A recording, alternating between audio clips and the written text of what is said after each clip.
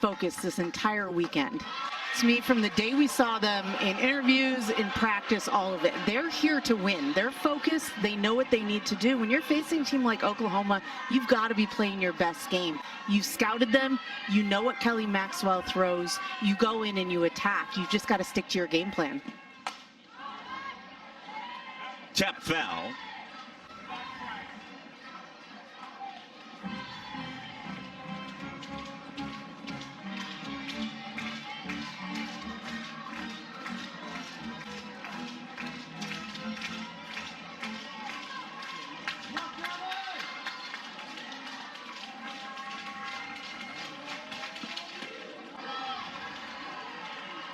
And we welcome those that are now tuning in after Oklahoma State's 6-2 victory against Kentucky moments ago. Cowgirls advance to the Stillwater Regional Final tomorrow. Roy Philpott, Ginny Ritter here in Norman, Oklahoma. And a surprise start as Oregon has struck first, the strength of the 16th home run of the season by Ariel Carlson moments ago. Calf strikes out, 2 outs. Kelly Maxwell and the Sooners. When it's a good bounce back by Maxwell, you miss a pitch over the plate and give up the long shot to Ariel Carlson. The at-bat before Kauf and then come back with a strikeout. You want to answer back if you're Maxwell. Take control back a little bit. Maxwell, of course, the Oklahoma State transfer. Wong hit a home run yesterday in Oregon shutout victory, the run rule win against Boston University.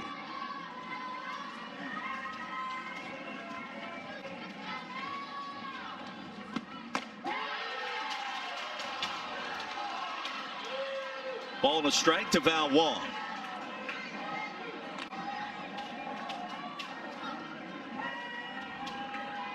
Beautiful afternoon in Norman. Temperatures expected to reach nearly 90 degrees. And the breeze blowing towards right field. Wong comes up empty with a big cut. It's 1-2. Now 14 miles an hour left to right, and so anything hit in that direction, Jenny. Well, my weatherman cap for 2 seconds. He's got a chance maybe to leave the ballpark a little easier than the left field today. Rise ball stays out of the zone. 2 rise balls in a row, and I think great idea by Maxwell here. Chase from Wong, the previous pitch was a little bit lower in the zone. Working the ladder is Maxwell, going to the rise ball a little bit higher, trying to get her to chase again.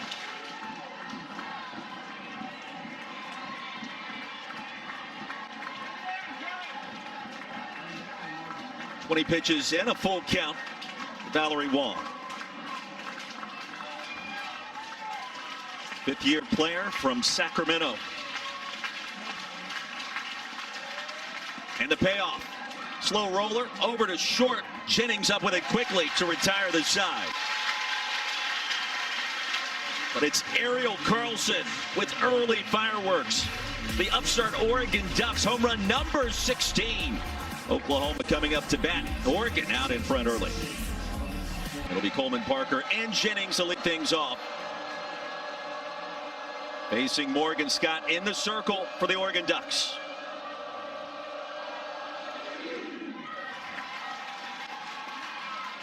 And we talked with Morgan Scott this week, and certainly she's excited. The transfer from UNC Greensboro and a 2-time Southern Conference Pitcher of the Year there for the Spartans. And Scott did not throw yesterday. Sokolsky got the ball, so this is her first game of the weekend. Getting a chance here to really go and attack the Sooners in the circle and really set the tone.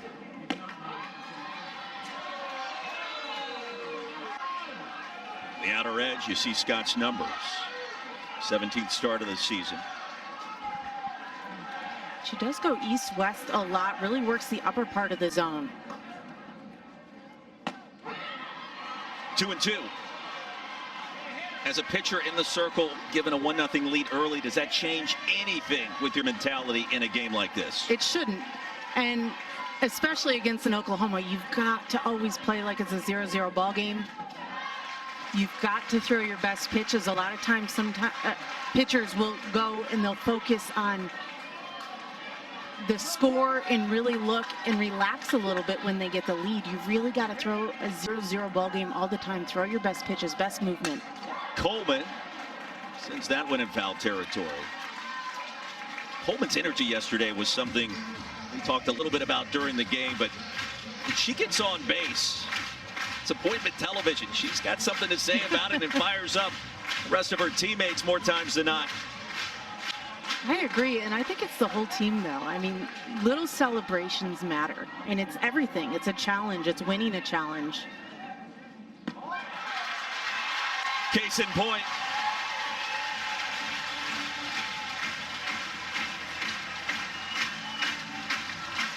So incredible in that leadoff spot this year, hitting nearly 570. Drawing the leadoff walk, bottom of the first. And going into this weekend, 16.4% walk percentage, leading the country.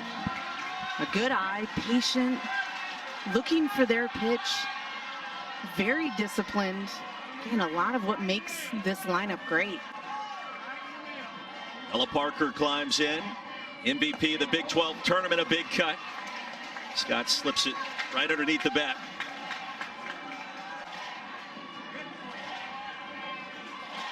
Ella's approach this weekend, she told us, keep it simple. That's what it's all about for me, a calmness about her. Wise beyond her years as a first-year player from LA.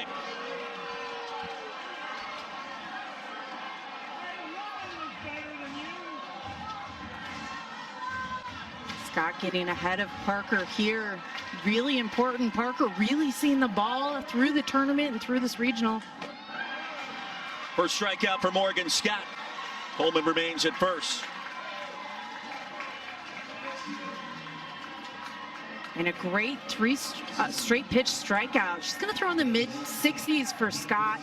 East, west, and up. Again, works in that upper part of the zone. One thing she did tell us is that she's been working on an off-speed changeup and tends to throw it more in this regional. So expect to see some more off-speed. All right, Jennings. Fair ball down the left field line. Coleman will be stopped at third by head coach, the Hall of Famer, Patty Gasso. Here come the Sooners.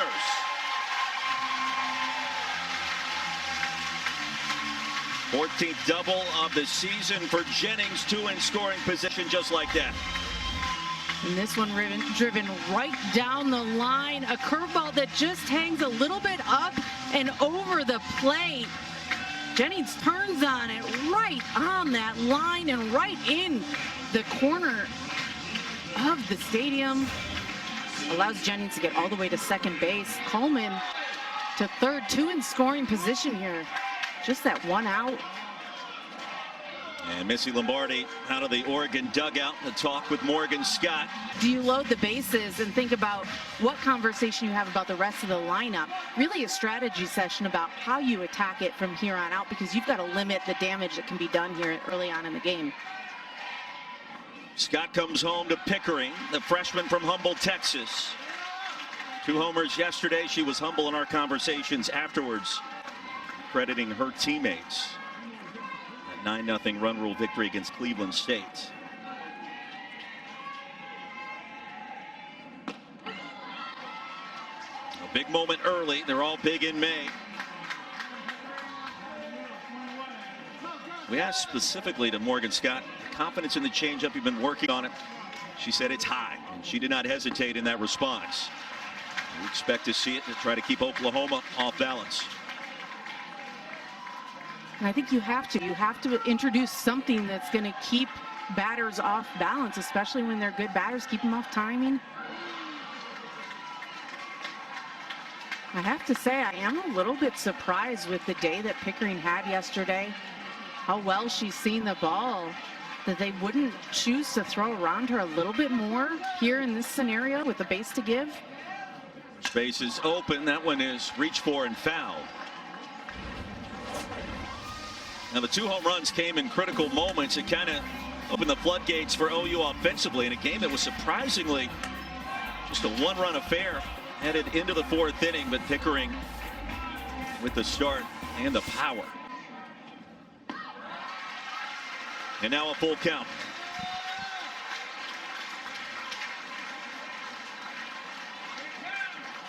Pickering batting in the 6th spot yesterday, earned her spot up in the lineup today. 4th spot. And the payoff, sent back foul. We'll do it again.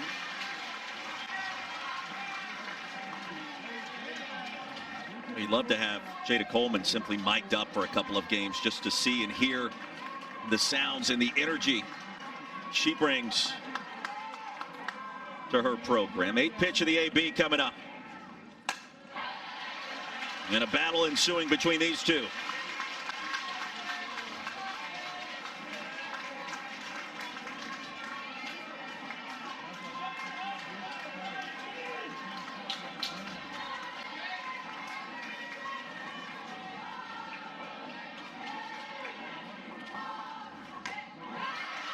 Four straight pitches now have been fouled away by Pickering. That is something that Patty Gasso talks a lot about, is just having good battles at the plate, win or lose them. Having good battles. Yesterday we saw Brito strike out in a scenario with bases loaded that she talked a lot about, happy that she had a good quality at bat despite the fact that she lost the battle. As a pitcher, how frustrating is it when a batter does this 5 straight pitches? Does that get in your head?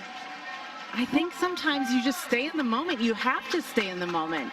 It's your opportunity to think about what next pitch you want to throw. In this scenario, for Scott, maybe it's that new changeup. On a 3-2, the hard part is that you can't afford to miss too much out of that plate.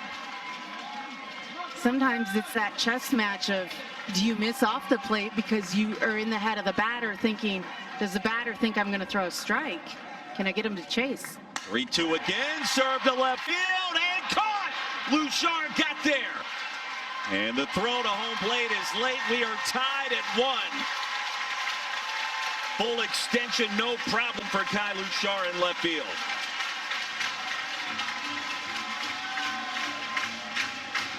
That was a heck of a catch from Kai Louchard. This gets past her. This is 2 runs scored. She gets a glove on it and a great throw home, although it's too late to get up and make that on-target throw. Just an outstanding play. 1 run scores, ties it up. You see the energy, such a quality at bat. An outstanding job by Cassidy Pickering.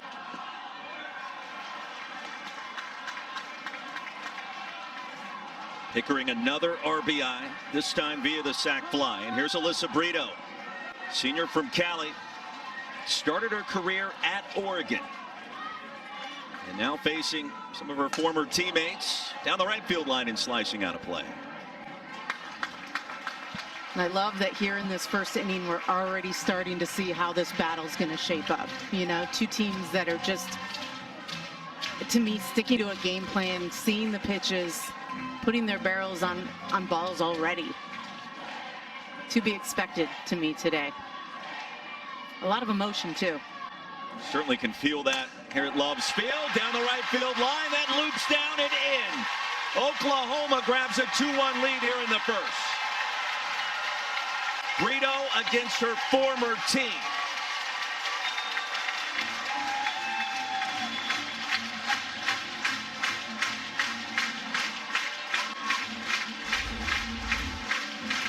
And this pitch on the outside corner, Brito. An outstanding job just seeing this pitch, let it come in a little bit longer and driving it to the outside, opposite side of the field. Allows Tiara Jennings to score. And you're right, to the team she used to be on now. Facing them on the opposite side of the field and allowing herself to get on base in her first at bat.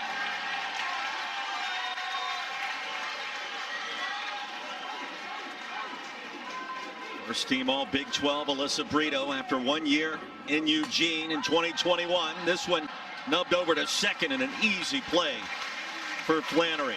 Really her first trip back to Norman since departing in 2018. The media's talked a lot about it. You've seen and read a lot about it probably on social media. Katie Flannery will lead things off, the freshman from Birmingham, Alabama. Spain Park High School, all freshman team in the Pac-12 this year.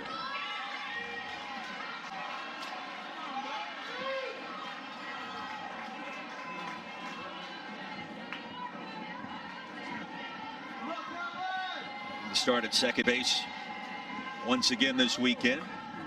Winner of this game advances to the regional final tomorrow. 2-1 the count. I don't think the fireworks are done in this matchup. I don't think so either. Not even close. Nubbed over to short, and a quick strike by Jennings for out number 1. Again, the stat that I want to remember throughout this game is that 45% of the hits that are given up by Kelly Maxwell are by leadoff hitters in each inning. So far, 0 for 2 by leadoff hitters in these innings by the Ducks. That's something that Maxwell has to be careful of. You don't want these leadoff hitters for the Ducks to get on. It's a team that uses the base path. They steal a lot. Inside, and that clipped Daniel right near the knee. And the Ducks down with another base runner here in the second inning. Maxwell in the circle. It's interesting. She actually faced Oregon 2 times last year as a pitcher for the Cowgirls at Oklahoma State, and the numbers were absolutely dominant in those 2 games. Yeah, and I mean, dominant. 23 strikeouts or only 4 hits. No walks. That's not even a ratio. You can't have a ratio when there's a 0 there. I mean, that was control. And 6 of the 9 batters are returners this year. 2 of those hits, by the way, out of the 4 came from Allie Bunker, who is no longer on this Oregon team. Another came from Carlson. And you have to look at that, and if you're this Oregon team, knowing what Maxwell did to you last year, and now, mind you, this was a team last year. They're better this year. They've learned more. They're more experienced. So you have to expect that they're different hitters. But you also have to concede maybe that Maxwell's going to get her strikeouts. So concede that, but also stick to your game plan and trust what you can do. And I think sometimes when you concede that fact, you know you're going to get some strikeouts. Then you aren't afraid, or you don't let that moment get too big where you say, oh man, I struck out. You know, you just accept that that's part of it, and then you go and attack your next at bat. And the 1-2, it's softly to first. Sanders makes the catch. Sydney Sanders the start at first base today as Torres moves over to second for OU. Daniel remains at first, and here's Taya Bird.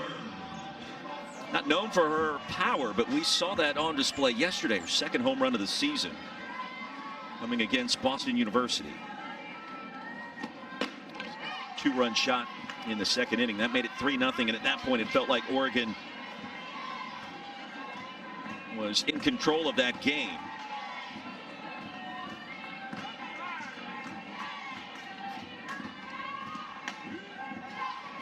Slow roller to third, and there's Brito. Retired aside. Sooners coming back up to bat, leading Oregon 2-1. Facilities here in the United States, and I think it was a release of sorts for those two to tour this facility, and for Coach Gasso to simply say, hey, this is what you did. This is what you helped build, and we thank you for all of your contributions. Yeah, and I think you could tell, I mean, tears streaming down her cheeks as she was saying it, and you could tell how important that moment was for her to get Coach Lombardi back here. Torres pops it up shallow right. Wong wave off for second baseman Katie Flannery for the first out.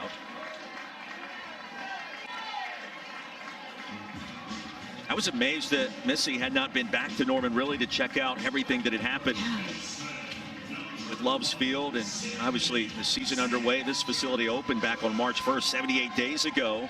You see the two celebrating one of many national championships, 4 in fact, that were won with Coach Lombardi a part of this OU staff. There's other connections we'll get into as well. Currently in Eugene. Sydney Romero, another connection, obviously. Former Big 12 Player of the Year. Yeah. Tremendous alumni here of OU and part of the Oregon staff.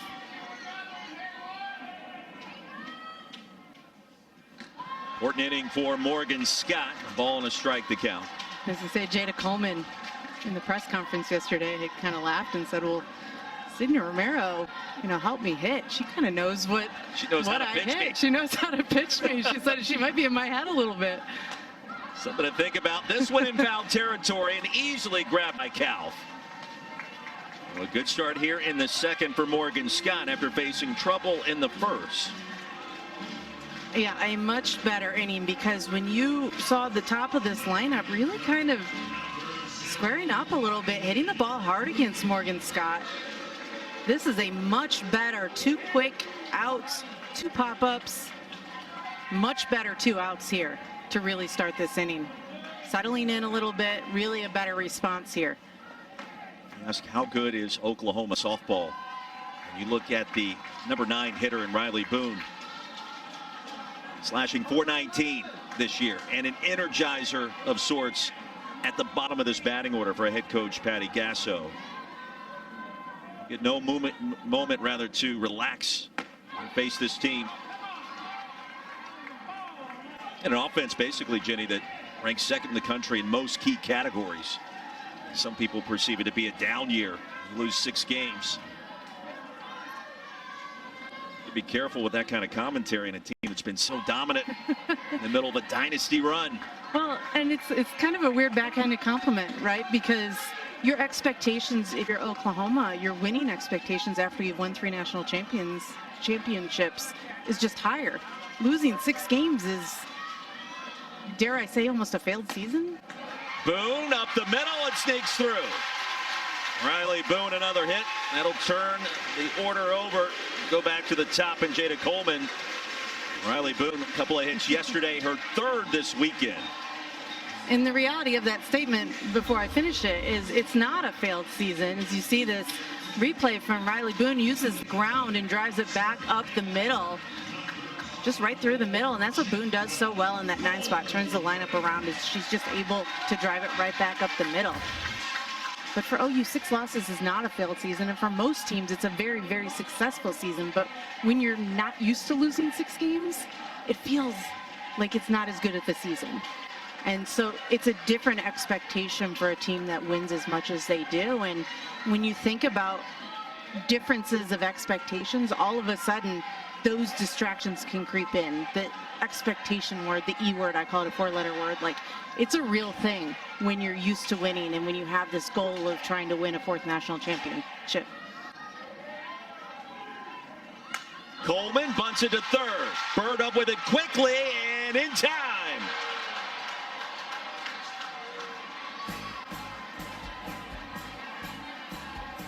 Side is retired, missing.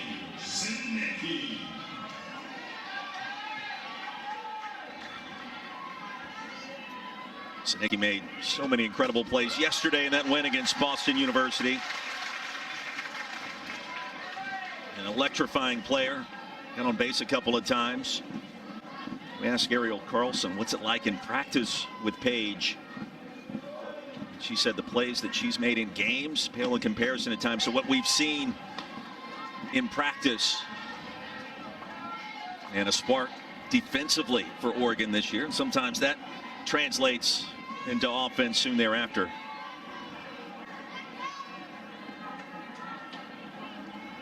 Maxwell comes home. It's fouled away. Yeah, she's just kind of one of those players that just goes all out, like 110 miles an hour, no matter what she does. And you can kind of see it in everything she does. Even offensively yesterday, I felt like we saw that. That she was just all out all the time. Popped up, right field. Easy play for Cassidy Pickering. And back to the top of the order for the Ducks. And we talked about what Kelly Maxwell did to the Ducks last year. Those 23 Ks career in those couple games. Just 2 strikeouts so far today. And the first couple batters here, Luchar and Kauf here, the first and third batters that she faced in the lineup. Ground balls after ground ball, just 1 pop fly, or excuse me, 2 pop flies.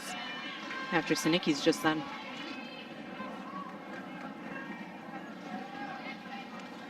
Shar, the back of the box, takes up and away. Struck out in the first. Maxwell, you look at how she gets hitters out. We were examining the heat map earlier today. And it's amazing what she's able to do with the drop. Yeah, and that's what she's been throwing a lot today. If you see, she's been hitting that inside spot, that red zone right there. That's where she hits most often. The blue zone is where she throws the rest of her pitches more often. You can see how they fall lower in that zone, but she lives kind of in that lower right-hand zone of the strike zone and drops it further. Allows for a lot of drop balls, or excuse me, ground balls, and it just makes the batter's chase a little bit lower in the zone.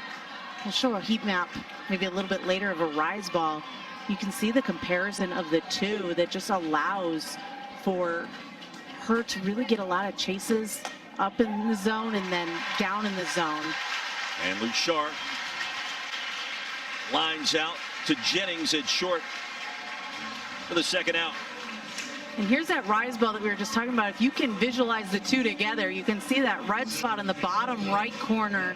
And then you can see that rise ball in the top left, even kind of like a low rise ball that can come in as a strike. So how does she throw that and keep it that low with a rise? That's amazing to me. You've got to start it lower. You've got to get your hand underneath the ball and start it at a lower point in the zone to get it to jump up. Similar to that one right there. That was a good example of it. And then just get, and you can work it a little bit higher in the zone too. So if you're a batter and you're looking for rise ball spin, you have to identify, does it start low enough to finish in that strike zone, or does it start high enough to jump out of the strike zone? And then when you identify that, the question is, are you quick enough in your hands to get on top of it to drive it? Or B, is it a ball? And it's so hard when you have to identify all that when the ball's coming at you 65 miles an hour.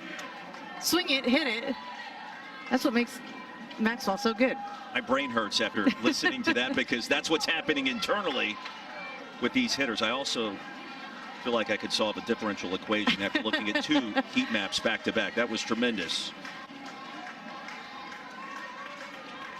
Things that keep me up at night, or we talk about at my dinner table. I don't know what you talk about at your dinner table, but my family talk about pitchers. It's a little different. I didn't play pro baseball. My wife didn't play softball level that you did, so no. Daughter of a pitcher, sister of a pitcher. Yeah. Got a lot of pitchers in our family. A lot of baseball in our family. 2-2 the count to Carlson, who has accounted for the only run of the afternoon for Oregon so far. And she hit Maxwell hard last year in those two meetings, had a double off the Oklahoma State ace at that point in time. This one sent to right field. Pickering. And a 1-2-3 frame. We'll be facing each other in Super Regionals this year. The two final teams we saw in the Women's College World Series last year, so you can only imagine how that could look next weekend potentially here, but work to do first for the Sooners, and here's the freshman, Ella Parker. What have you seen from Morgan Scott so far? Settled down in that second frame after some early issues in the first. And she's got some tight spin and some good movement. And so because of that, she's been moving it differently on the plate. This is the second time through the lineup here that's really going to make a difference, as these OU batters are going to be making their mini adjustments. And so Morgan Scott is also going to have to make her adjustments. Big cut, Parker swinging for the fences. And Parker, who we saw in the Big 12 tournament, outstanding, 7 for 10, most outstanding player. And then yesterday went 2 for 4. We've seen her on the ball beautifully. The K on 3 straight pitches, her last at bat. And we're seeing her here behind on the count. And a couple whiffs on Morgan Scott. Maybe just the movement a little bit different than what Parker is typically used to seeing. Sister Mia, member of the George Washington University softball program. Her uncle Dave Roberts, maybe a familiar name to those watching. current manager of the Los Angeles Dodgers. They're playing some good baseball lately. Payoff pitch hammered foul.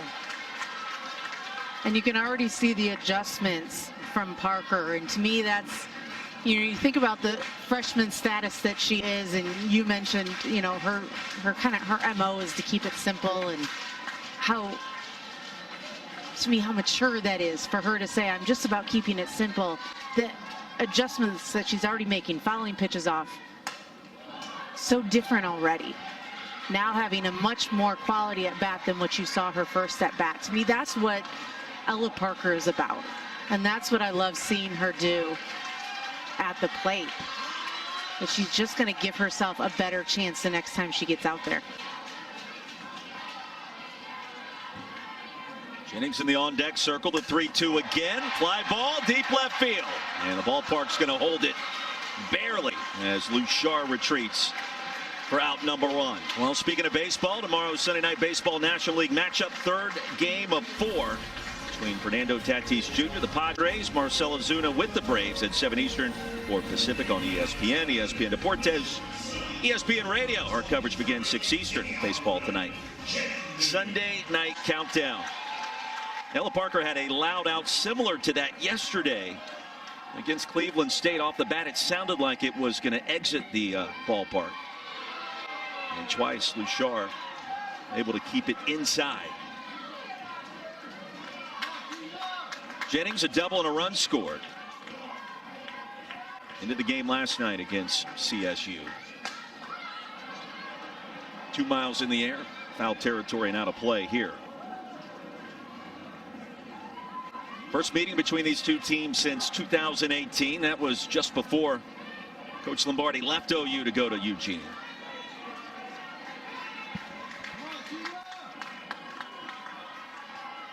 Oklahoma leads an all-time series meeting 10-6. Oregon won the last matchup. Amazing to think, too, next year, we're talking Big 12, Pac-12 now. Coach Lombardi's team this time in 2025 will be a member of the Big 10. And Oklahoma and Texas move into the SEC.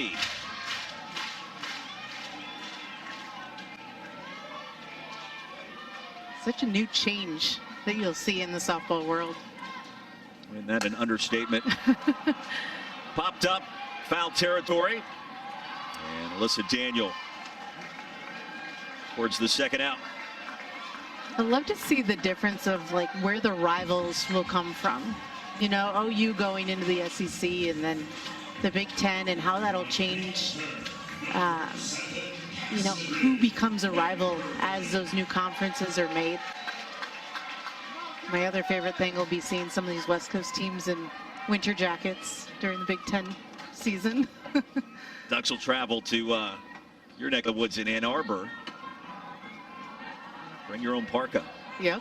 It does get a little cold there, but not cold here today. Sun splashing down, 89 degrees, a slight breeze. Couldn't dial it up any better. First pitch strike delivered to Cassidy Pickering. There was a 12-pitch at bat her first time up, resulting in a sacrifice fly. A great play made in left field by Luchar.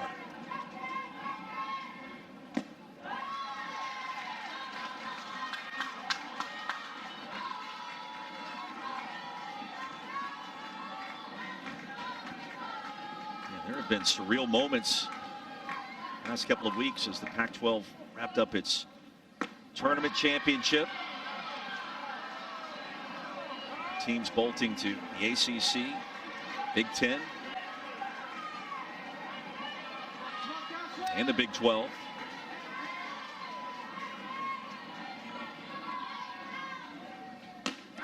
Cut on and miss, and the strikeout for Scott. That'll be her second. Win that much. It's built on 2 minds, not just one.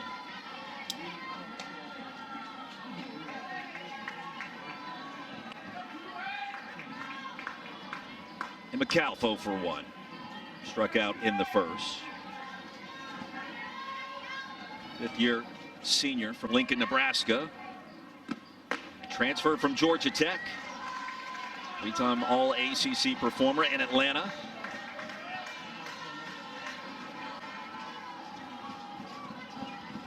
Ducks have some work to do, trailing just 2-1. Only run coming off the strength of an Ariel Carlson home run. That was in the first. Maxwell delivers a strike.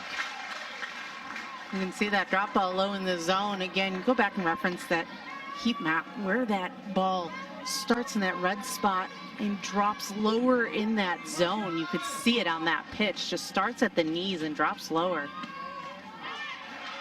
And as a pitcher, you have to think, you can look at that and say, oh, it might be low, but it's not. It's where it crosses home plate, right? It's where it crosses the batter's knees. And all it has to do is just graze the top of the knees. Doesn't have to be the whole ball over the knees, just the top of the ball. Over the top of the knees. It was always my favorite pitch to throw, and it was because you can keep it so low in the zone. Get those ground outs. Let your defense do the work. Keep the ball in the park. I mean, it's hard to hit a drop ball that low out of the park. And the payoff is fouled away.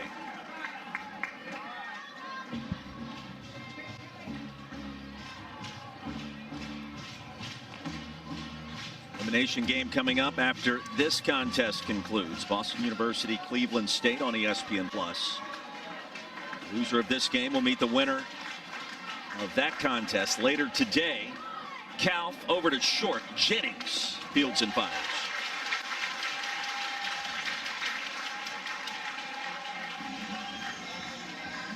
And when you're facing a drop ball pitcher as a hitter, you've got to stay in your legs a little bit. A lot of times you see a drop ball and you tend to top it a little bit. You stay a little bit deeper in your legs. Look to drive the middle of the ball. You're going to make your adjustments and think lower, right at the bottom of the ball. Over-exaggerate that thought. See the ball a little bit lower. Mel Wong, her 7th home run of the season yesterday. You mentioned it takes 2 to build a stadium like this. The one component in our conversations with Coach Gasso this week kind of caught me off guard is her ability to designate leadership to other personalities. And it's not just her assistant coaches, her analysts. It goes on down the line to sports psychologists. There are an arsenal of support staff members here in Norman ready to assist, and she is completely comfortable designating those different parts of her program and the leadership for those respective departments to others. And we asked her, how do you recharge each and every offseason, knowing the pressure that's coming back and returning, trying to win another national championship? And a big part of that was allowing others to simply do their work and not to micromanage as a head coach. And I think that's helped her longevity, and longevity still winning at the highest of levels that we've seen. Yeah, and she spends a lot of time too talking about, you know, this team specifically, saying, hey, I don't need to tell them what they have to do. They know what they have to do. And even so much as yesterday, you know, in our mid-game conference, she said, I don't have to give them a message. It's about action. It's about doing what they have to do. And for each person, sometimes it's just about mental maturity. 2-2, deep right field, drifting back at the wall, and a catch made by Pickering.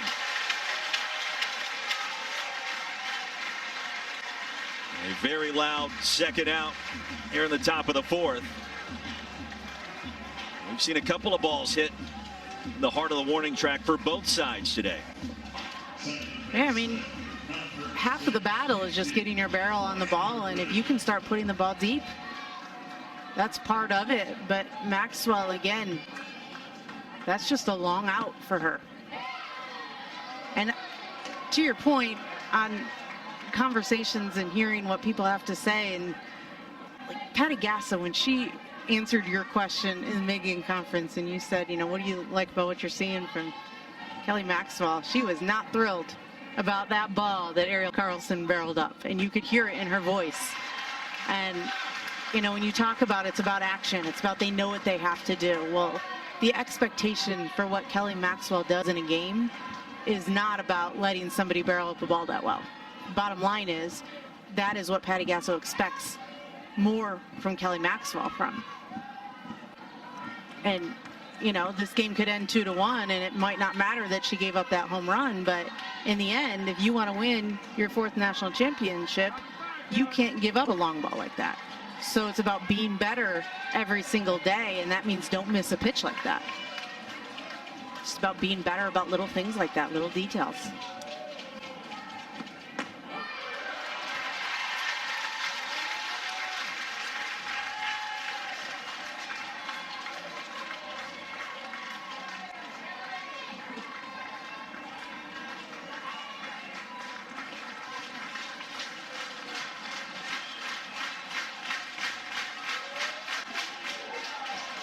Flannery stays alive.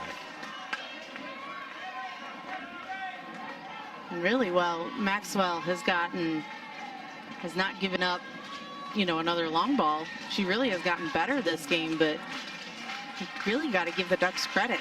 She also hasn't gotten a strikeout since that first inning. And this is a pitcher that is a strikeout pitcher. And so if you're the Ducks and you can limit the amount of whiffs, the amount of strikeouts that you are giving up, I mean, that's huge. That is a success in its own. Now the step is, how do you stop giving up weak hits? Because that's really what the Ducks have been doing. Weak ground balls over and over again, weak pop flies. You haven't had a lot of solid, good, barreled up hits, and that's really where the Ducks need to make their adjustments. Not just put the ball in play, but now put the ball in play and hit it hard. Now Maxwell has been dealing with expectations since the very beginning. Her first game for Oklahoma State was a perfect game against Florida A&M right before COVID, way back in 2020. At the win of the Big 12 championship against Texas. And that was the other component to what Coach Gasso has mentioned to us several different times this past week. She feels like they are playing their best softball right now. And the win against Texas in the Big 12 championship kind of moves past what happened in the regular season in the series against the Longhorns. It puts Bedlam in the rearview mirror a little bit more. Flannery offers, and the third strikeout in the books. 8-0. Now back in the circle. Morgan Scott probably gave Coach Lombardi everything that she could ask for in this matchup, right? Cue ball over to second. Nice play by Katie Flannery. Yeah, and Elisa Kolsky yesterday was stellar. I thought she was phenomenal in the 5 innings she pitched yesterday.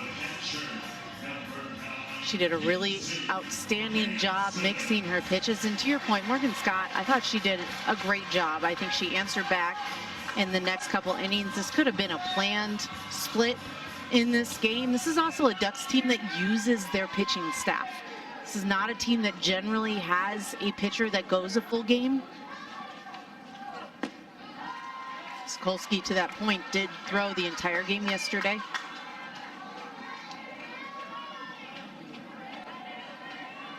And it's not uncommon for Coach Lombardi to bring in 2, 3, multiple pitchers off speed on the inside corner. And looking back is Kinsey Hansen. Well, and why not when you have a staff that, you know, kind of is all a little bit different. They all give you a little bit different look. Mix them up. Taylor Spencer, another prominent member in that Ducks bullpen. Speaking of last year, it was Kinsey Hansen that hit the mammoth shot against Clemson, trailing 7-4 late. Down to their final out. Hansen absolutely clutch in that run to the 3rd national championship in a row. Catcher for OU, defensive player of the year in the Pac-12, or the Big 12 rather. You got to watch me on those conferences because it's easy to talk about one team in one league and understanding like in 2 months, not going to be in that league anymore. A whole new world. It's one way to frame it. 2-2, lined into center field, right past Sinicki. And with one away, Kinsey Hansen now standing at first. Hansen just so solid at hitting frozen ropes. This one of them sees this pitch on the inside and turns on it well, really low and in. Hansen just really finds a way. Get her barrel on that ball. Hit the sweet spot, drive it back up the middle.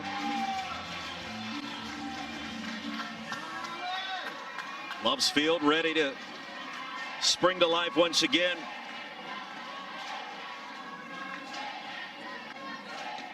Torres takes outside. Mention the capacity here. 4,200 fans. It's the highest for an on-campus softball facility in America.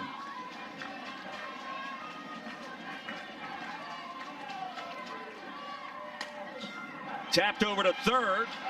Force out, not there at second. They do get the out at first. Well, the toss, Flannery waved past second base, so no double play, but there are 2 outs. Yeah, not usual that you typically see. You don't get the lead runner, but you do get the runner at first. A ground ball and an off speed. Not the runner, the lead runner, but they do get Torres at first base. You can see from that point. Take a look at the right foot. Flannery. Yep. Her foot's off the bag there. So the ball beats Hansen there. So if it were just about the ball. And Ginny, a championship team like Oklahoma, they're playing their best softball. Yep. This is where they make you pay. Yeah. Yeah. You're right. You're absolutely right. You want to get the double play there because you don't want that runner on, and now you got a runner in scoring position. You do have 2 outs though, if you're the Ducks. The benefit there is that you did get an out. It wasn't like you went for the lead runner and didn't get an out on it. Sydney Sanders, high and tight, ball 2. Getting the start at first base today. Junior from San Marcos, California. Started her career at Arizona State, the Pac-12. Part of that conference's all-freshman team in 2022.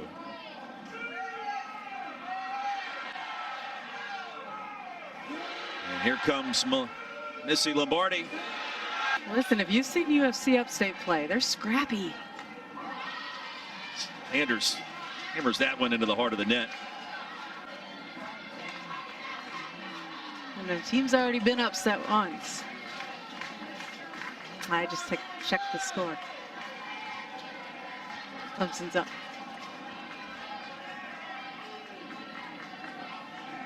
And not seen the score, for the record. Other upsets around the country, for the record. Plenty. Southern Illinois made some noise yesterday against Cal. Southeastern Louisiana in the Clemson game we mentioned yesterday. Cal has bounced back today in a big way. 3 balls and a strike. All of a sudden an important moment in this one. 1-run game. Upstairs for ball 4. Sanders issued the free pass. And to your point, this is where you kind of let Oklahoma in if you're not careful. Morgan Scott, I feel like in the circle was really kind of gaining control. You change the pitcher up again, maybe a controlled split or an expected split.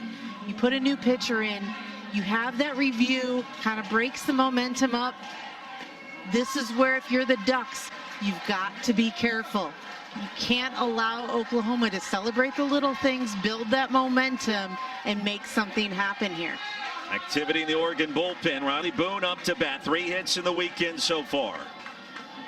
Getting well over 400 this season. Upstairs for ball 2.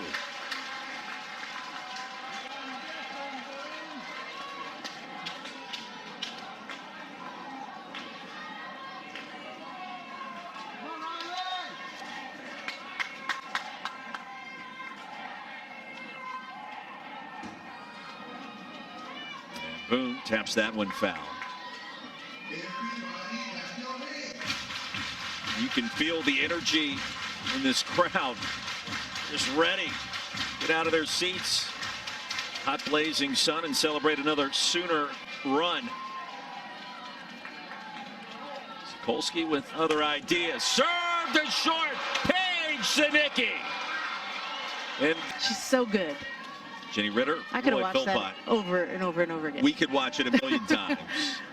Many plays like that she's been able to execute this year. The question is, can a spark like that on defense resonate offensively, maybe to help you out at the plate and provide some mojo? Yeah, likewise, the fact that it limited that kind of momentum for Oklahoma, it's got to build that on the Oregon side. They've got to take that and run with it right here.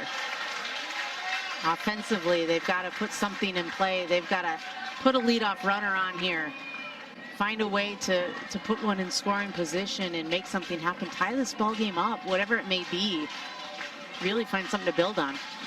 Ducks with just one hit in this game, a solo shot by Ariel Carlson.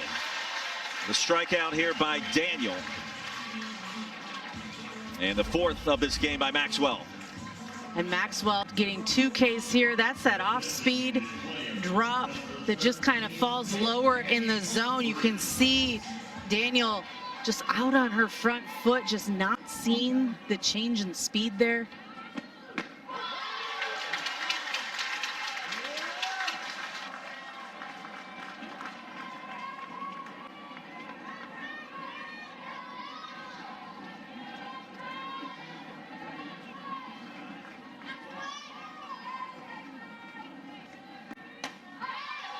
Nothing in 2 to Humphreys. Reached twice yesterday in the win against BU.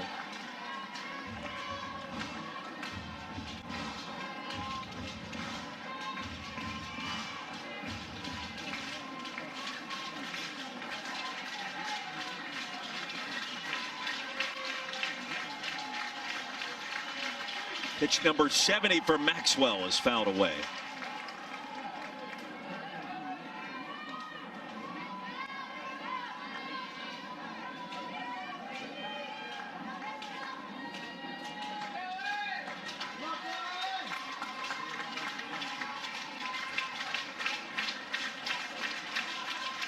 Maxwell has retired now 12 of the last 13 since the Carlson home run. He's been unhittable.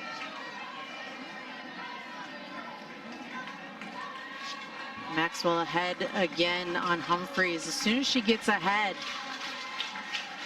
Ducks, the only hit they've gotten has been Carlson's home run. Another strikeout here. Now the drop change for Kelly Maxwell is an incredible in that arsenal for her this year. And you can see how it moves, just drops in the zone. When it drops, that is her best. Sometimes it curves a little bit, but when it drops, that is her bread and butter. This was the rise ball up in the zone for the K. The one before it, the drop change that just kind of moves and falls out of the zone. We've seen 3 Ks from Maxwell, her last 3 strikeouts. That drop ball, again, you can see it as it moves out of the zone. So difficult to hit.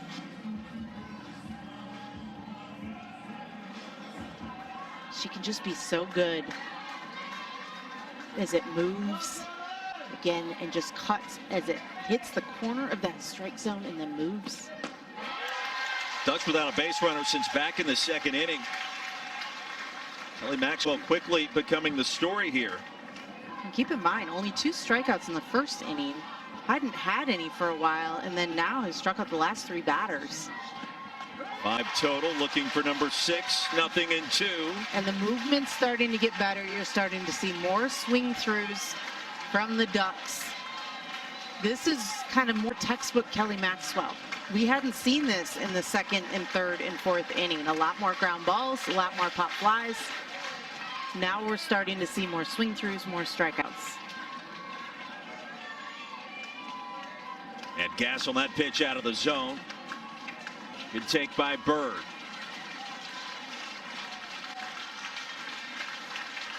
Bird with the home run yesterday. 2-2.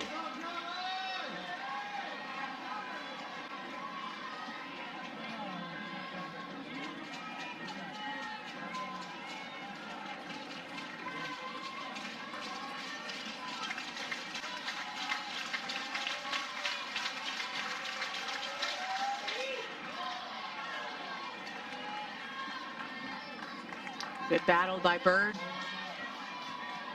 Stay in the moment. More Maxwell mixes that off-speed drop, though, as you get in the later parts of the game. The harder it is to really adjust to the mixes of speeds. I think that's really the difference we've seen here as these innings have gone on, is the increase in the off-speed. Maxwell strikes out the side. He's taking so much more control. Bottom of the 5th inning. And the top of the order will lead things off. Coleman, Parker, and Jennings. Sokolsky remains in the circle for the Ducks. And yesterday, this is where Oklahoma got a little bit dangerous. Third time through that lineup, third time making adjustments. This is where we saw them really come alive against Cleveland State. Credit Oregon. This hostile environment. Battling OU. Every pitch, every AB. Times, if you're not careful, it still feels like Oklahoma is up by more than a run, but this game remains close. Yeah, there have been moments where you felt like the energy was really in Oklahoma's favor, but Oregon really got the outs when they needed them. And I really think that's the answer to keeping such a good team at bay, is not allowing them to capitalize on that energy that they build. They're great at building energy, but if you limit what they're doing, you take your mid-game breaks or your conversations or your conferences where you need them to not allow them to build that momentum, that can really break it up enough to get those outs. Tap back, Sokolsky fields it cleanly over to first and not in time.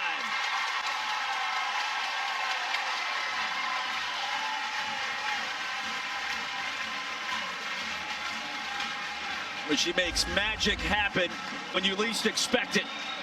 That was a high hot ball that you knew how slow it bounced to Sokolsky. This was going to be a close play. Definitely that foot getting in there. And you're right, that energy that Jada Coleman brings. Got herself on first base, a leadoff runner here for OU. Parker takes outside. Talking with Patty Gasso, she said it's Jada Coleman that has one of the big personalities on this team. And I think under the surface, behind the scenes earlier this year, all of those personalities coming together in a little bit of a different role this year. Took some time for everybody to get on the same page. With Coach Gasso reiterating to us multiple times, we're playing our best ball right now. And I think she likes her chances moving forward. Let's see here. Parker 0 for 2.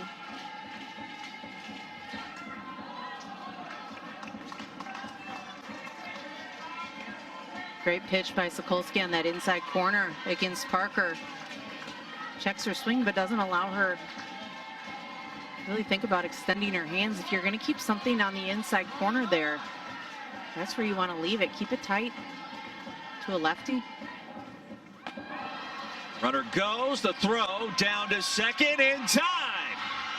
Kauf catches Coleman. And how big was that? Absolutely huge. Parker does a swing through here to protect Coleman. Coleman's gonna be aggressive, you know it. Ooh. This is a closer tag than you think. The tag looked a little late. Coleman's hand looked like it got in maybe a little bit. Parker grounds it over to first. Nobody covering. Flannery tried to get there in a hurry. It was fielded by Daniel. And Parker now sitting at first base.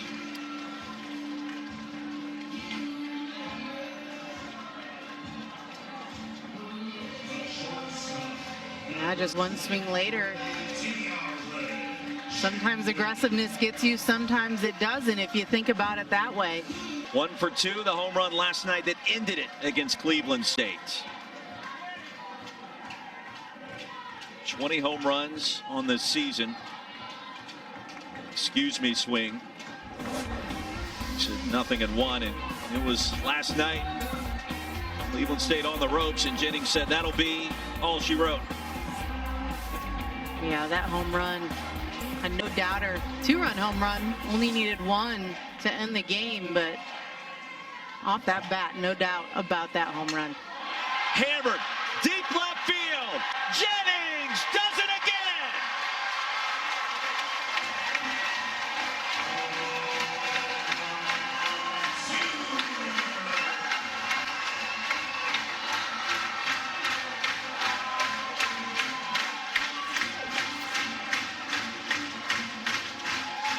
There's just something about Tiare Jennings.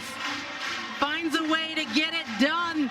A pitch in the upper part of the zone, sees it and sends it. This is in the upper deck of the stadium stands in the left field. She sees it and sends it. 2-run home run here. 4-1 is the score. 2 pitchers in this game. It was probably something we knew would happen. Stadium takes a deep breath inside. Cassidy Pickering. Sokolsky coming in with 4 hits in an inning and a third. There's 2 runs off the bat of Jennings.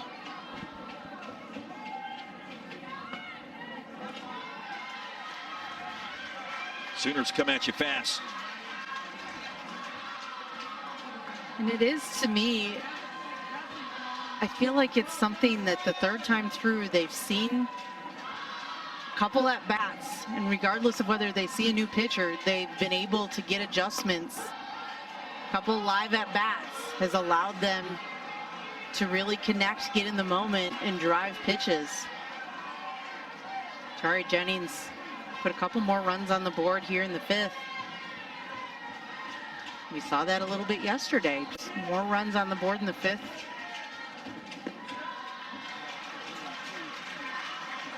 Three and 1. Ducks still only with 1 hit in this game. Came in the first inning. The Kelly Maxwell show since.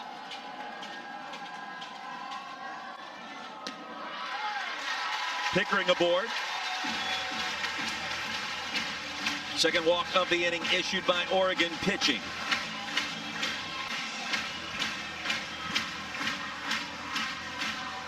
And the free passes are something that if you come in a game and in relief, the first thing you want to do is really go and find a way to get an out.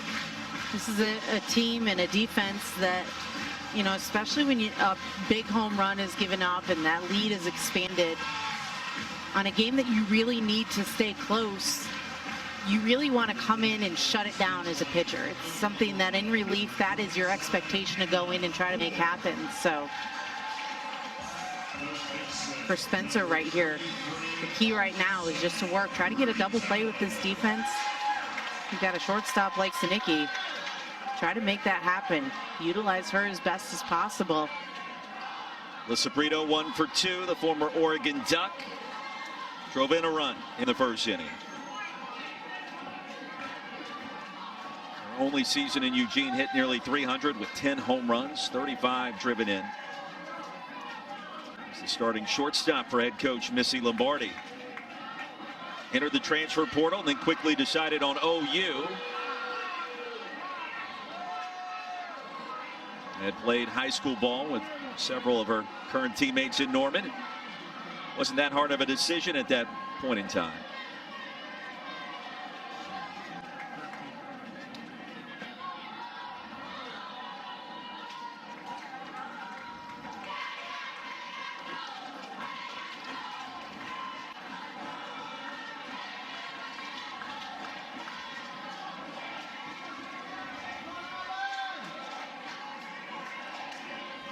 Enter the weekend second on the team, batting average.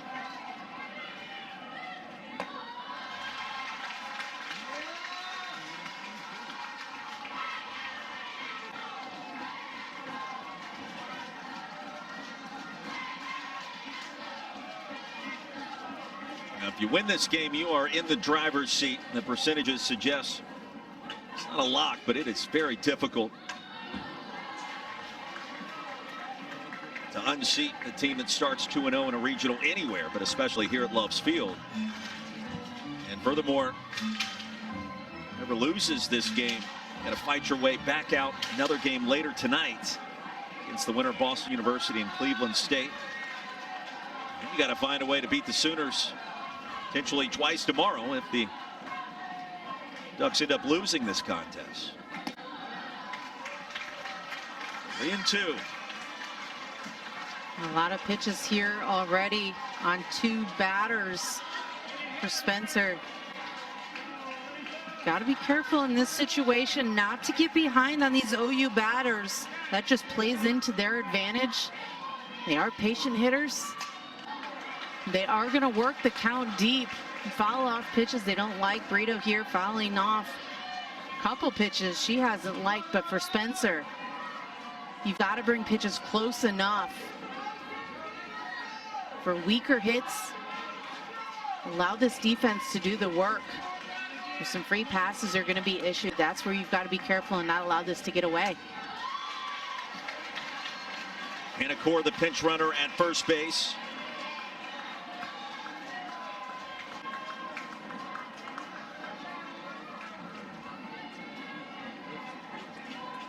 Brito's had a ton of good quality at-bats so far this regional. Worked a lot of counts deep. Seen a lot of great pitches.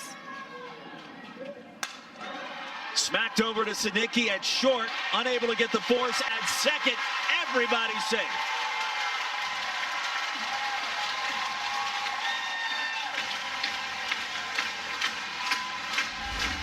Brito puts the ball in place. Sinicki really didn't have a chance. This one pulls her way back deep into the 5-6 hole, and because of that, she has no chance but to try to make that play at second base. Core too quick. Gets in there, and by then it's way too late to try to make the play there at first base on Brito as well. So now 2 runners safe. Just that 1 out.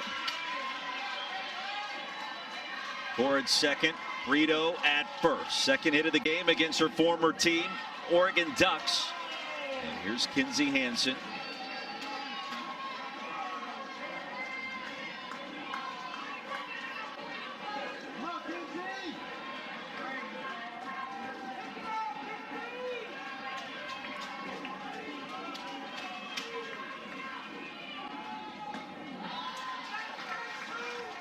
And the curveball just missing too far off the plate.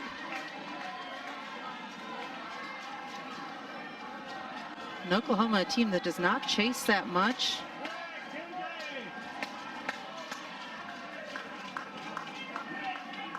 .2% chase percentage.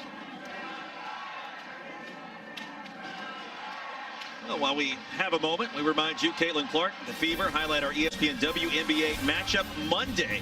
Rematch of Tuesday's opening night contest. It's the Sun.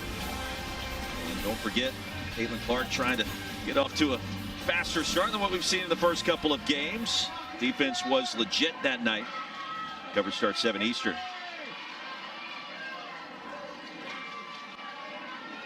Meeting in the circle.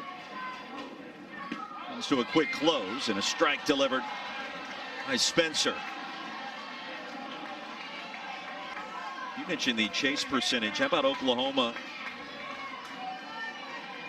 facing a 2-strike count today as a team has now fouled off 13 pitches.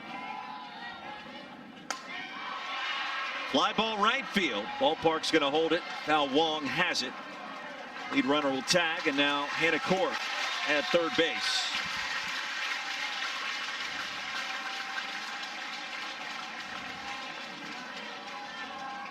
Just 1 runner advancing for an out. You got those 2 outs now. And that's key to get another second out for Spencer. Again, going back to that chase percentage, the other part, that swing percentage is 37.3% swing percentage, which is really the explanation of that.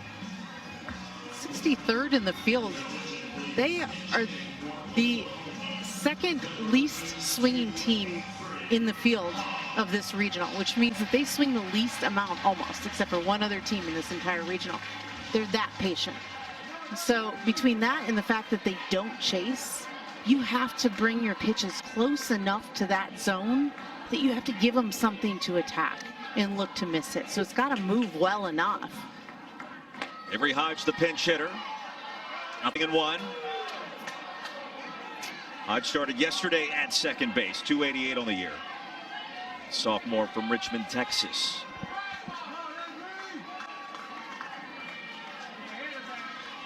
Sooners trying to extend their advantage. Runners at the corners. 2 outs.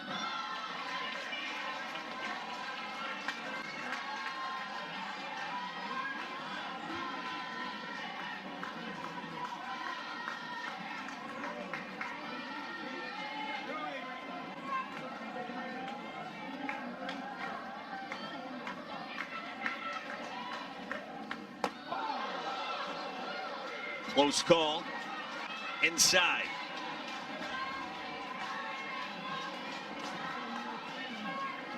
And those last 2 pitches just missing the zone too much for Torres to look to bite.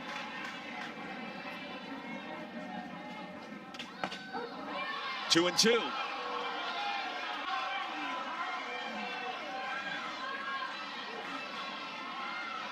A marathon frame here in the bottom of the 5th. You see the Hannah name on the bill, Spencer's bill. Fly ball right field. Wong retreats on the run and makes the grab. A home run in your first inning. Work to get stronger as the game goes on. Sinicki bunts it to third. Brito is there. And they're going to call that a foul ball. The ruling on the field is the ball hit the batter in the batter's box. Foul ball. So the ball hit the batter, Sinicki, in the box. You can see it going off the barrel and then hitting the knee of Sinicki as her foot is in the box. It hits her before her other foot, before her back foot, her right foot lands out of the box. So she remains in the box. That's a foul ball. Had that right foot landed before that ball hit it. If it landed, she would have been out of the box and then she would have been out. So new life for Sinicki here. Ducks in rally mode. Inner half knee high and dropped across beautifully for the strikeout for Maxwell. That is 5 in a row retired via the strikeout for 28 in Crimson and Cream. And looking too as this cuts across the plate right on the inside corner. My favorite pitch when you get it right at the knees. I hear Batters the joy in think, your voice there. Oh, I love it. Batters think it's way too close to the knees and it's really just cutting right at. Oh, I love it.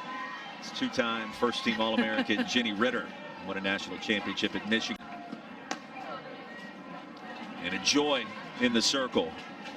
Well, on top of some of the numbers Maxwell has put up today, consider the fact Oklahoma pitching in this regional through 11 1/3 innings, 17 strikeouts. Sooners have yet to issue a free pass, no walks. And neither Cleveland State or Oregon have had a runner in scoring position in either game thus far. And I'll tell you one thing that brings me more joy than an inside strike. No walks. And no walks in 2 games. 3 different pitchers for Oklahoma. May, who threw the majority of the innings yesterday. Keeney came in the last inning. No walks amongst them. None for Maxwell today. Luchar lines out. Jennings at short was playing near the line at third. The second time that defensive shift has been perfect. Jennings standing in the absolute perfect spot to catch 2 liners for Luchar in the exact same spot. And Kyle Luchar told us yesterday, 2 days ago rather, that that shift has been employed by multiple teams in the Pac-12 this year. Arizona did it, Utah did it. She was waiting for it. We saw OU working on that before this game got started more than 2 hours ago. Here's Carlson. Well, she would be the one player in this lineup to ignite a rally. And obviously, Louchard's intent is either to pop it over the head of the infield or use the ground and get a high hopper. Both of those times, though, taking the pitch and lining it. She's not executed the way she intended. You have tuned in, expecting to see Virginia Tech and UCLA, and that game underway on ESPN News. We will get you out to Westwood. We are done in Norman. Ducks out of the Pac-12. One and done in the Pac-12 tournament, the last ever Pac-12 tournament. We're going to push every button imaginable to try to get back in this one. Carlson on some high heat. And the movement superior.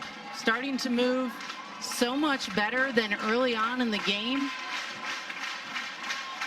Jumping up in the zone. Carlson, fly ball right center, playable. Coleman gives way to Core. And the fourth consecutive 1-2-3 frame toss by Kelly Maxwell. Fortunately for the Ducks, I think the movement has gotten better and has been harder for them to make their adjustments. Pinch hitter is Quincy Lilio. 30 ABs this season. Taylor Spencer remains in the circle for the Oregon Ducks. A reminder, Virginia Tech UCLA coming up on ESPN as soon as we are done here. You can catch that game currently on ESPN News.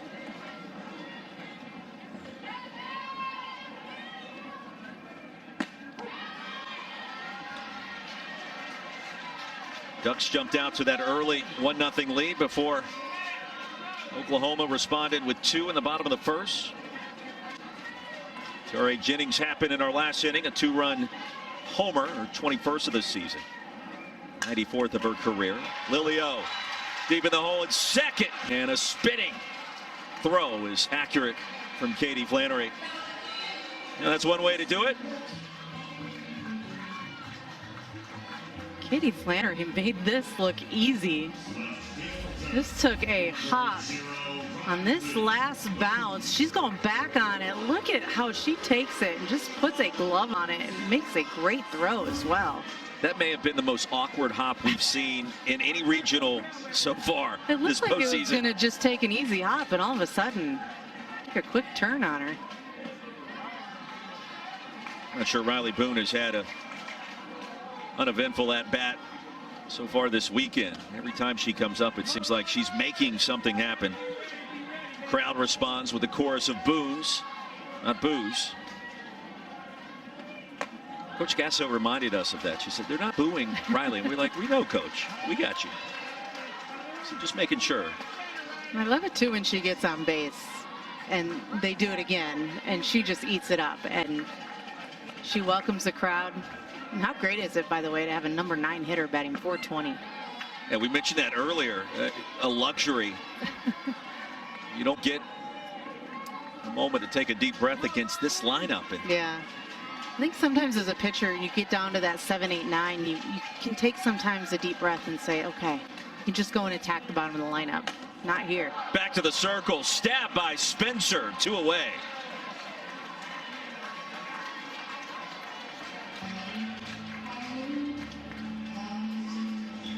And that was in one movement. The glove just swooped down, grabbed the ball over to first before you know it. Yeah, a little bit of a reaction, but much better inning here for Spencer, attacking the zone a little bit better when she got in the 5th. Throwing a few more balls than maybe she needed to. Looking to settle down a little bit more here, attacking the zone. Coleman slaps it to left field. Inning continues.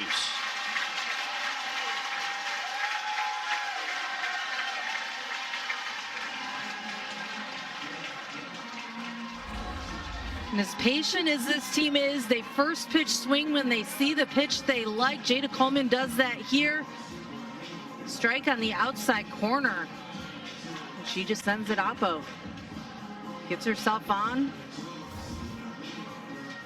OU looking to start a 2-out rally here as the top of the lineups comes back up.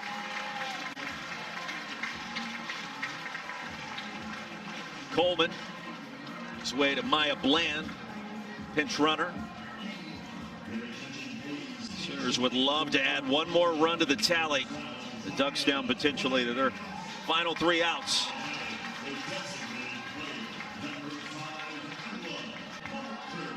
Parker's 1 for 3.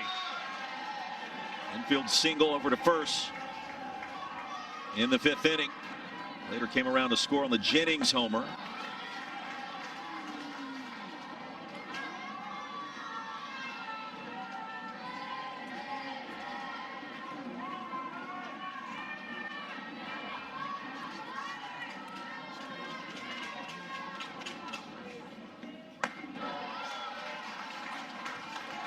You and I spoke early in the week after learning about our assignment here in Norman. And one of the first things that you mentioned to me, Ella Parker, freshman phenom. You can sense her confidence growing after the Big 12 tournament. Her ability to stay calm under pressure.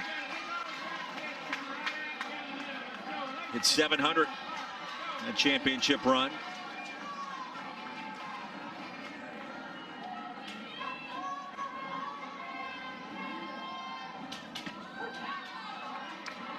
She told us too that her favorite line is play with nothing to lose and everything to gain, and that was her response when I asked her, how did you earn a spot in a lineup that's so difficult to break into and not feel stressed about having to maintain that? I keep it simple and I play with nothing to lose and everything to gain, and again, maturity beyond her years, and it's kept her in this lineup and kept her as one of kind of the more successful hitters, which is hard to say in a lineup that's this good. Hitting .411. The 3-2. Crushed! Right center field and gone.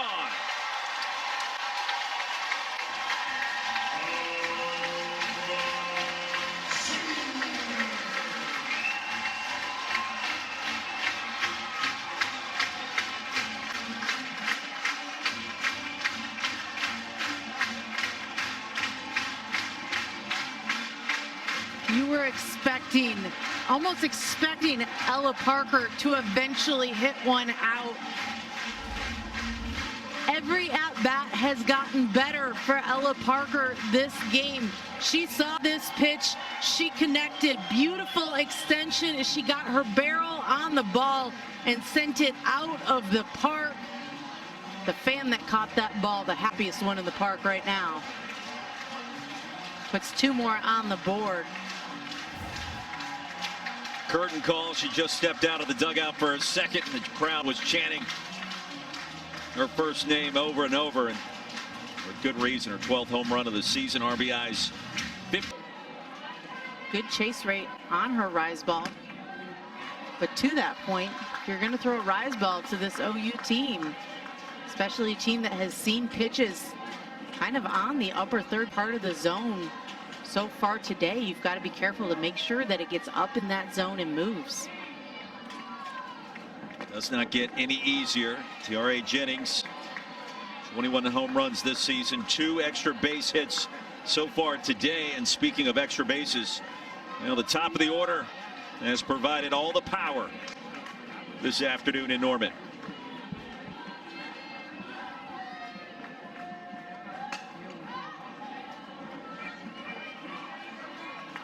This game almost a carbon copy of what went down last night against Cleveland State.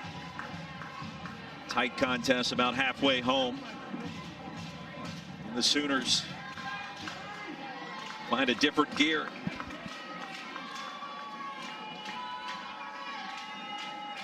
How about Omaha and the damage Mavericks are doing? The Columbia Regional, a couple of wins already. This one, 2 hops to Bird at third. Just your normal box score back here at Loves Field until you start to pull away. Oklahoma leading Oregon 6-1, and guess what? The scoreboard shaped in the great state of Oklahoma. 3, 4, and 5 due up for Oregon. Kauf, Wong, and Flannery.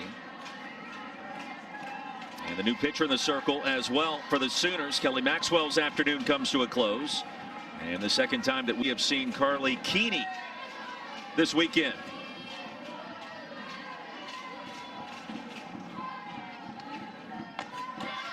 Keeney shut it down yesterday.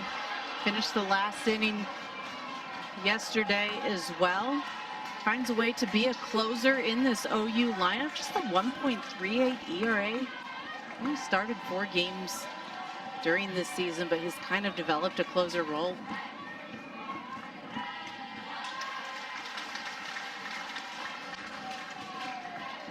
She really just has some higher speed. Throwing the high 60s. Really good screwball. Good movement to a lefty. So for somebody like Kauf right here, you've got to be careful with that outside movement. Kauf gives this one a ride down the right field line and gone. Here come the Ducks. 4th of the season for Emma Kauf. And the second hit against the Sooners today for Oregon. When Kauf waits for a pitch that comes over the plate. Keeney had been throwing outside. She brings this one further in, and Kauf just takes it for a ride. On the inside part of the plate, she turns on it, sends it to the right side of the field, puts another one on the board. First hit for the Ducks since back in the first inning. That was off the bat of Ariel Carlson. Also a solo shot. Here's Val Wong. Swipes at this one down the left field line. Wong digs for seconds. Well, how big was that homer by Ella Parker moments ago? Gave the Sooners a little extra insurance. Well, from an adrenaline perspective, Oregon should be feeling this because, and Oklahoma's got to be careful because Oregon can hit. And Kelly Maxwell was dealing. And so just because Kelly Maxwell was dealing doesn't mean that Oregon can't hit. And I think that you have to be careful because I don't necessarily feel like they feel beaten in this game. And it's only a 4-run deficit at this point. And it can kind of get away from OU pretty quickly here if they put a couple bats on the ball. So if you're Keeney, you can't just walk into this game and expect for it just to be an easy couple 3 outs. You really got to go and expect that this is going to be a hard team to get some outs on. Reagan Legg comes in as a pinch runner. Flannery up to bat.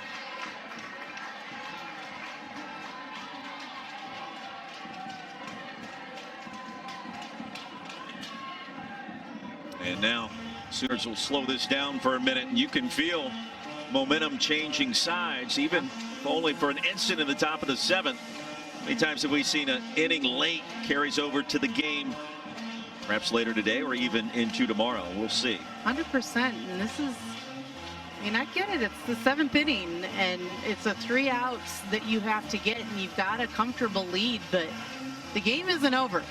And this is regionals, and this is the postseason, and these are teams that want wins. And this win matters because if you get a loss here right now, you now have to fight from the elimination bracket. When you do that, you have to now play another game tonight. You have to win 2 tomorrow. There's a lot more games that have to be played. So to fight and really put everything into it now, it matters. Gotta believe you can't count the Ducks out right now. 6-2, nobody out in the 7th. Ball and a strike to Katie Flannery.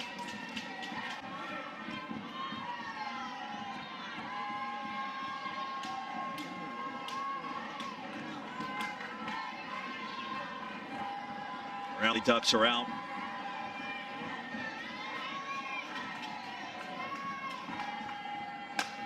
Up the middle and another base hit. Runner will be waved home. Legg will score to make it 6-3. Flannery, the RBI single.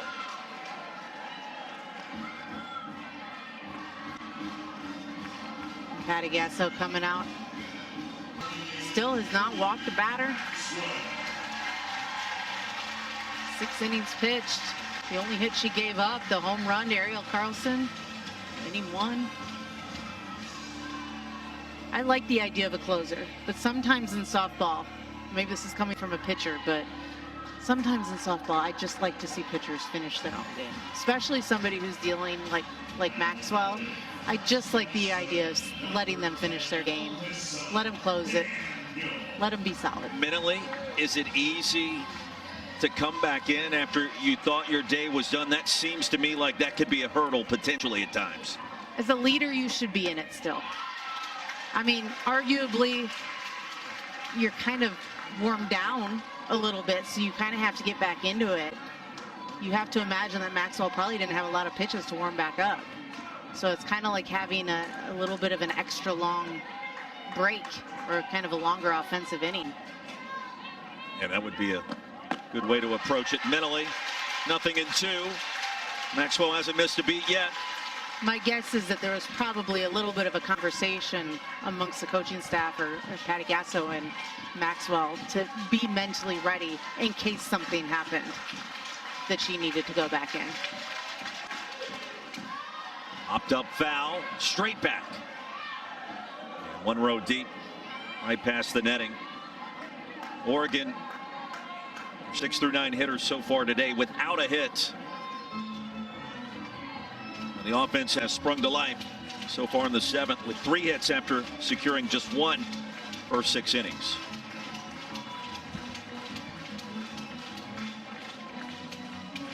Well, the Ducks have not gotten a runner in scoring position off of Maxwell. They did against Keeney, but they have not against Maxwell. And so that first step here in the 7th inning, you want to start getting runners on and getting them in scoring position. Nice ball out of the zone, and Daniel did everything she could not pull the swing on it.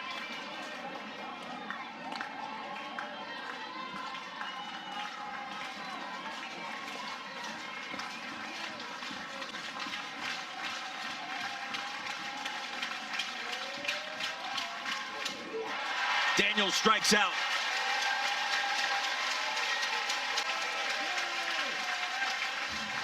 Huge strikeout for Kelly Maxwell in this game. And she got Daniel the last at bat too on the same pitch, just an off speed low in the zone. Daniel was unable to identify at the last at bat. Same there. Those are the things that you remember. Kind of log them in your mind and just go at them. You look to attack batters. We're now hitting the bottom of that lineup where Maxwell was able to log those Ks. Those last 5 batters that she was able to get strikeouts before she was out of the game. Was this part of the lineup? Well, we just mentioned Oregon 6 through 9 hitters without a hit today. It was the 5 through 9 hitters yesterday that recorded 6 knocks. That run rule victory against BU. Coach Lombardi looking on, the former OU assistant, 21 years, 2 years as a player on top of that. Back home, as she called it.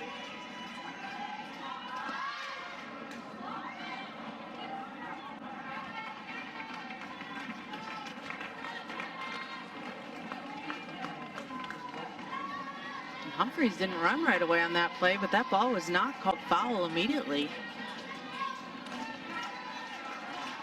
No, it spun around near the line.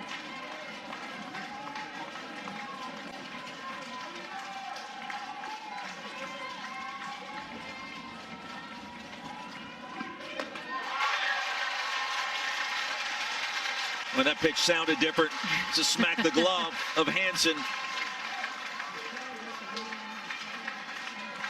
I think you can tell even just by the swing throughs, I mean, how much more these batters are missing the ball here later in the game. And that's a good sign of more movement. When you looked earlier in this game on some of the swing throughs that the Ducks had, or even like the ground outs, They weren't missing by much. They were fouling off more pitches. That's a sign that maybe the ball isn't moving as much. They're able to kind of get more a piece of it. Now they're missing the ball by a lot more space. 100th pitch of the game for Maxwell. Right back to the circle. Could be two. That'll do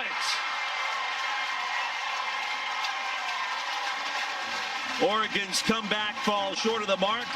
And before we go anywhere, we will take a look at that last Ruling on the sequence. field was an out at first base. Oregon is challenging that ruling. The previous play is under further review. Good play here. This ball was hit hard back to Maxwell. She makes a good play there and a good play there. It's a close play at first base. I think that is an out. I don't think that's enough to overturn. 6-3, our final score. Oklahoma advances to the regional final tomorrow, and their 12th consecutive win, the regional rounds.